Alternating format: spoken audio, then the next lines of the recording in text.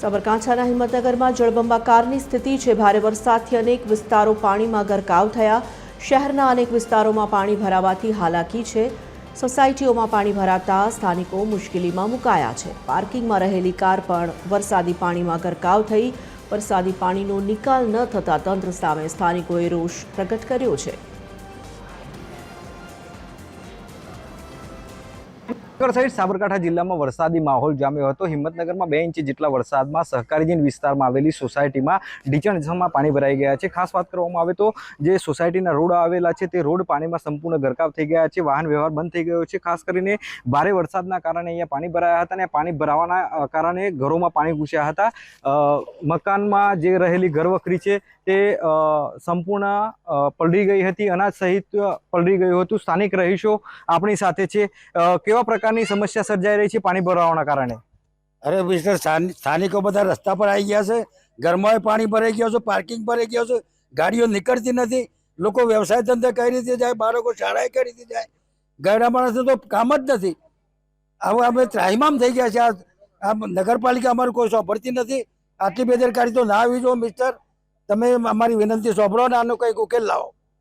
નગરપાલિકા રજૂઆત કરી, પાણી નિકાલની વ્યવસ્થા કેવી છે નગરપાલિકા? નગરપાલિકામાં રજૂઆત કરવા છતાં આ પાણીની સમસ્યાનો હજુ સુધી કોઈ ઉકેલ આવેલ નથી।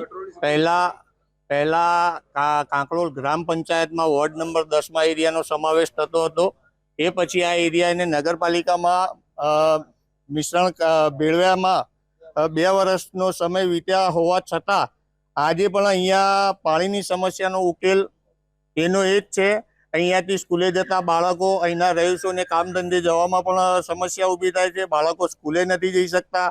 ગાડીઓ પાર્કિંગમાં પડી હોવા છતાં ઘરની અંદર ગાડીઓમાં પણ પાણી ભરાઈ જતું હોવાથી પારાવાર મુશ્કેલીઓનો સામનો કરવો પડે છે। અને બીજું, પાણી ભરાવાથી જે રોડ રસ્તા છે એ પણ ખરાબ થઈ જાય છે। તો રહીશોને એટલી પારાવાર મુશ્કેલી ઊભી થાય છે કે અચાનક જો કોઈ વ્યક્તિ બીમાર પડે તેને હોસ્પિટલે અથવા દવાખાને લઈ જઈ સારવાર કઈ રીતે આપવી તે પણ બહુ મુશ્કેલીનો પ્રશ્ન છે। તો અમારી એક નમ્ર વિનંતી છે નગરપાલિકાને કે આ અમારી તકલીફનો બને એટલી વહેલી તકે ઉકેલ લાવી અને અમને આ સમસ્યામાંથી મુક્તિ આપવી। અમે પણ રહીશો છીએ, અમે પણ ટેક્સ ભરીએ જ છીએ। તો અમારા ટેક્સના પૈસા જગ્યાએ સારીઓ ઉપયોગ કરી આ રસ્તાઓમાંથી પાણીનો નિકાલ થાય અને ભવિષ્યમાં પણ અહીંયા પાણી ના ભરાય એની વ્યવસ્થા કરવી એવી અમારી નગરપાલિકાને નમ્ર વિનંતી છે। ખાસ કરીને વરસાદી માહોલ અને હિંમતનગરની સહકારીજીન વિસ્તારની સોસાયટીમાં જે પાણી ભરાયા છે, વિદ્યાર્થીઓ સ્કૂલે જઈ શકતા નથી। આ ઉપરાંત જે નોકરિયાત વર્ગ છે તે પણ જઈ શકતો નથી કારણ કે રોડ ઉપર ઢીચણસમાં પાણી ભરાયા છે। વાહનો નીકળે તેવી પરિસ્થિતિ નથી।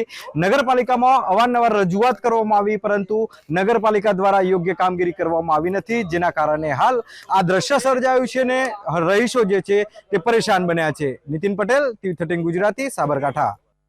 તો સાબરકાંઠાના હિંમતનગરના જે દ્રશ્યો છે, નગરપાલિકાની સામે અનેક પ્રશ્નો ઉપસ્થિત કરી રહ્યા છે। વરસાદ તો રોકાઈ ગયો છે પરંતુ અનેક વિસ્તારો પાણીમાં ગરકાવ થયા છે।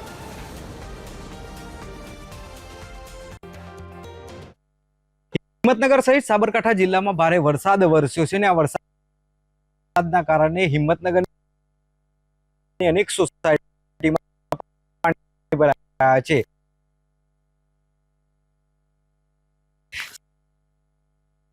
સહકારીજીન વિસ્તારની આ સોસાયટીઓ છે ને ઢીચણસમાં પાણી ભરાતા સ્થાનિક લોકો છે તેમને હાલાકી પડી રહી છે। ઘરની બહાર નીકળવામાં સ્થાનિક લોકોને ભારે હાલાકી પડી રહી છે। જે વાહનો છે તે પાણીમાં બંધ પડી ચૂક્યા છે। ઢીચણસમાં પાણી ભરાતા વાહનોને પણ અહીંયાથી નીકળવામાં સમસ્યા સર્જાઈ રહી છે।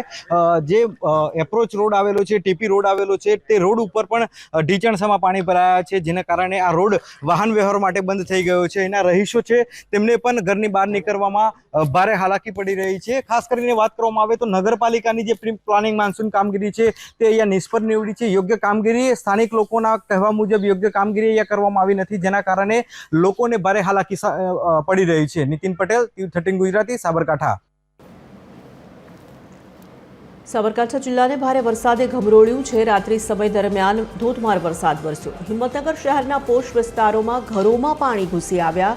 અવની પાર્ક સોસાયટીમાં 15થી વધુ કાર પાણીમાં ડૂબી છે।